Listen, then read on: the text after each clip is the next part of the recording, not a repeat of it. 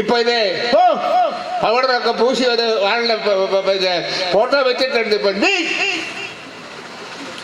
ശബ്ദിച്ചോ? ശബ്ദങ്ങളൊക്കെ ജീവിച്ചിരിക്കലും അതല്ലേ? ശബ്ദിച്ചിട്ടുണ്ടോ ഈ കേരളത്തിൽ വേണ്ടി? പാർലമെന്റ് ശബ്ദിച്ചോ? പ്രസംഗിച്ചോ?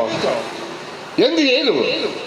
ചുമ്മാതെ വന്നിരിക്കുക പൗഡർ പൂജി, പിന്നെ ബ്യൂട്ടി പാർലറിൽ കയറി വെള്ളം പൂജിയിട്ട് പടം കൊടുത്ത് ജനങ്ങളോടൊപ്പം നിൽക്കാതെ, ജനങ്ങൾക്ക് വേണ്ടി ശബ്ദിക്കാതെ, വർത്താനം പറയാതെ സംഘൻ ഇല്ലേ?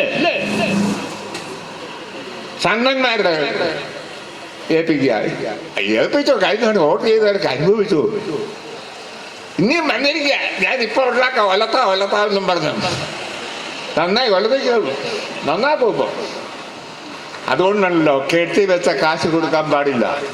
നീതിബോധമുള്ളവരാണ്.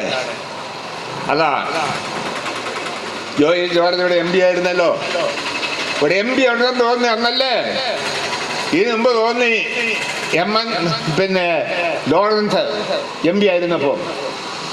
അതിന് മുമ്പുണ്ട് PJ കുര്യൻ നേരെ പടിയായിരുന്നു. പെണ്ണുപിടി എന്തെല്ലാം കേസാണ് ഉണ്ടായത്. എല്ലാം നമ്മൾ മറന്നോ?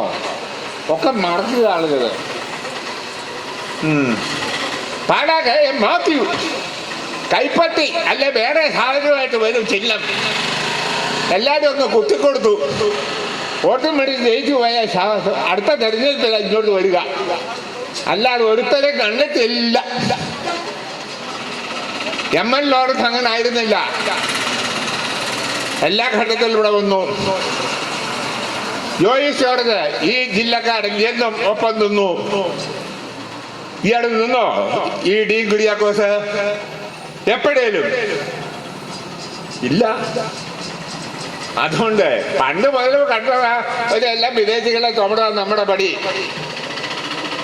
ആകെ സ്വദേശി എന്ന് പറഞ്ഞാൽ ഇപ്പോ ജോയിസാ. അതുകൊണ്ട് വയ്യാവേലി 5 വർഷം പിടിച്ചു. എങ്ങും കൊള്ളാത്ത വരുവോയി. വീണ്ടും ഈ വയ്യാവേലി ശോഭക്കാനുള്ള വിധി ആണോ ഇന്ത്യക്കാർക്കുള്ളത്, ഈ പിന്നെ ഇടുക്കിക്കാർക്കുള്ളത്?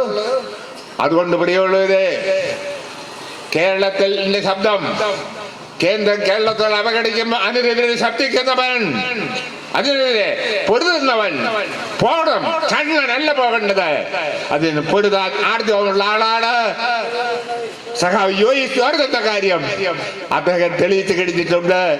അതുകൊണ്ട് അദ്ദേഹം ഇത്തവണ പാർട്ടിയുടെ ചിഹ്നത്തിൽ തന്നെയാണ് മത്സരിക്കുന്നത്.